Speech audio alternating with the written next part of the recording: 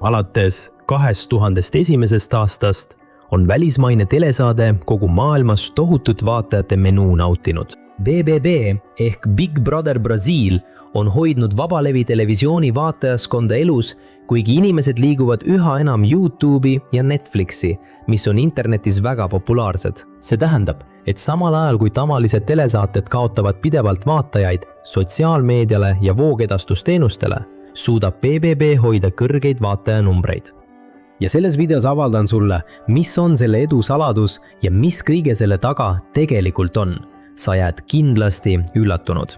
Aga enne kui alustame, tahan paluda sul minu kanalile siin tellijaks hakata. Lihtsalt klõpsa allpool video all olevale nupule telli ja kõrval ilmub kelluke. On väga oluline, et sa selle aktiveeriksid, et saaksid alati teavitusi, kui ma uue video üles laeneks. Hakkame siis pihta. Ma tahan alustada natuke Big Brotheri saatja ajaloost rääkimisega. Saate lõi Hollandi produktsioonifirma Endemol ja selle nimi on inspireeritud ulmeklassikast 1984. Big Brother ehk suur vend on selle loo üks tegelastest, ülim juht, kes kontrollib kogu elanikkonda väga rangelt. See raamat sai omal ajal väga populaarseks, kuid alles 35 aastat hiljem tehti selle põhjal film. See film räägib ühiskonnast, mis ei ellu pärast tuumasõda. Selle tulemusena jagunes maailm vaid 3 riigiks, mille pealinnaks on London. Seda ühiskonda valitseb poliitiline partei, millel on täielik kontroll elanikkonna üle. Kasutades elektroonilist jälgimist peamiselt kaamerate kaudu isegi iga kodu privaatsuses. Ja selles loos armub partei töötaja ühte naisesse. Suur probleem oli selles, et selles ühiskonnas peeti emotsioone ebaseaduslikeks. Inimestel oli keelatud kiindumust näidata ja seetõttu püüab paar põgeneda suure venna Big Brotheri silmade ja kõrvade eest. Ta on poliitiline juht, kes jälgib iga inimese käitumist, et tagada omamoodi kontrollitud rahu. Kõige huvitavam on see, et ajal mil raamat kirjutati, olid kaamerad väga kallid seadmed ja neid kasutasid ainult suured ettevõtted. Erinevalt tänapäevast, kus igal inimesel on oma kaamera mobiiltelefonis. Kas kirjanik oleks osanud ette kujutada, et tänapäeval meid kõiki kontrollitakse? Et saada aimu, Amazoni tehisintellekt Alexa jälgib ööpäevaringselt kõiki vestlusi majas. Ja mitte ainult Alexa, vaid ka tänapäevased mobiiltelefonid teevad seda. Kas sa arvad, et ettevõtted tahavad neid andmeid ainult reklaamide jaoks? See on midagi, mille üle tasub mõelda. Ja nüüd, kui me mõistame BBB päritolu, analüüsime seda sügavamalt. Selles on umbes 20 inimest suletud majja ilma kontaktita välismaailmaga ja neid jälgivad kaamerad. Osalejad peavad majas püsima kuni viimase päevani, mil vaatajad valivad hääletuse teel, kes on võitja ja saab suure lõppauhinna. Ja kui võitja valitakse alles viimasel päeval, peavad majaelanikud igal nädalal hääletama 1 või 2 osaleja poolt, kes saatest välja arvatakse. Ja saatejuht täidab suure venna rolli, olles ühendusüliks osalejate ja välismaailma vahel. Aga mis on sellise saate vaatamise võlu? Miks inimesed veedavad tunde ja tunde, vaadates iga osaleja isiklikku elu? Vennad, me teame, et üks Jumala peamisi omadusi on kõike teadmine. Kuigi Piibel ei kasuta omadussõna kõike teadev, ütleb ta meile, et issanda silmad on kõikjal. See tähendab, et miski ei jää tema teadmise eest varjatuks. Vaata, mida on kirjutatud 33. salmis. Issand vaatab taevast ja näeb kogu inimkonda. Oma troonilt jälgib ta kõiki maaelanikke. Tema, kes on loonud kõigi südamed, teab kõike, mida nad teevad. Ja võib-olla sa küsid endalt, aga pastor, miks sa räägid Jumala kõike teadmisest? See ei tundu selle saatega üldse seotud olevat, aga kas ikka ei ole? Kas inimene ei soovi ka tunda end nagu Jumal ja teada kõike, mis teiste elus toimub? Kas inimene ei tunne end sellist saadet vaadates võimsana, kui saab otsustada, kas osaleja jääb või lahkub, sest see pakub talle naudingut?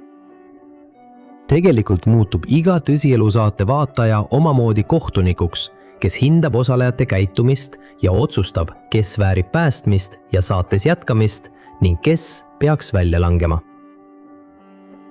see seletab ka mõnede sarjade ja filmide edu, mille eesmärk on sama. Näiteks filmid Näljamängud ja Netflixi vaadatuim sari 6 ringi.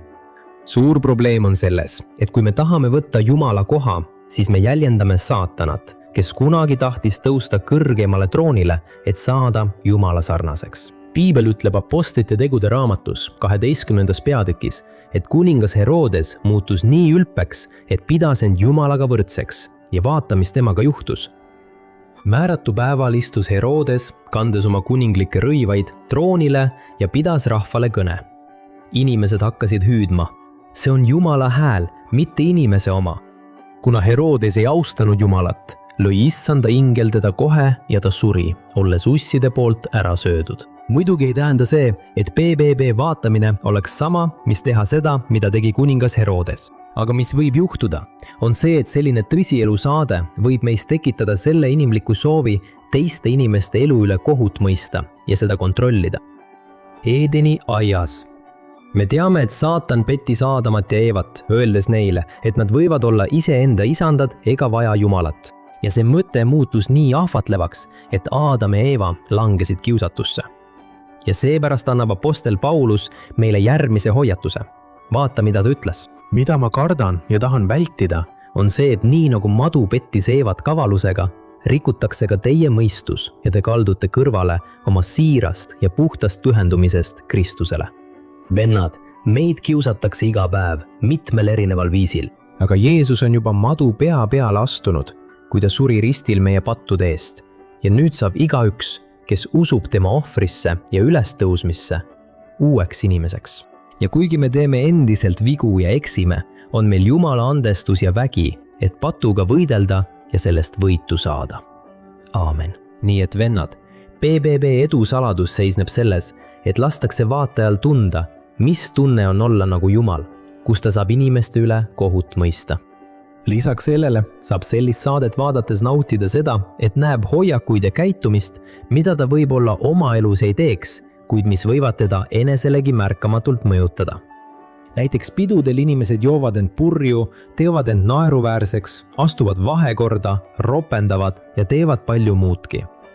Ja mida rohkem inimesed seda vaatavad ja sellist sisu tarbivad, seda enam hakkab ühiskond aja jooksul kõike seda normaalseks pidama. Aga vennad, Jumala sõna on väga selge.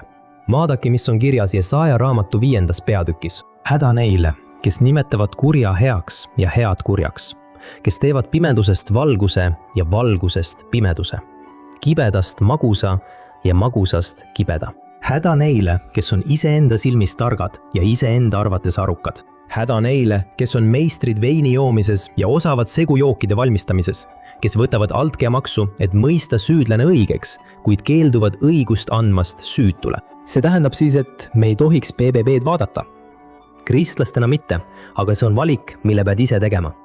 Piibel ütleb, et kõik on mulle lubatud, kuid mitte kõik ei ole mulle kasulik. Ja tõepoolest, on olemas palju häid meelelahutusi nii televisioonis kui ka internetis, mis on kristlasele üles ehitavad. Ja just sellepärast teadki neile keskenduma, kuid üle kõige peame keskenduma oma suhtele Kristusega. Ja olema ettevaatlikud, et me ei raiskaks oma väärtuslikku aega telesaadetele, seriaalidele, mängudele või millelegi muule, mis ehk küll ei ole patt, võib siiski meie elu negatiivselt mõjutada.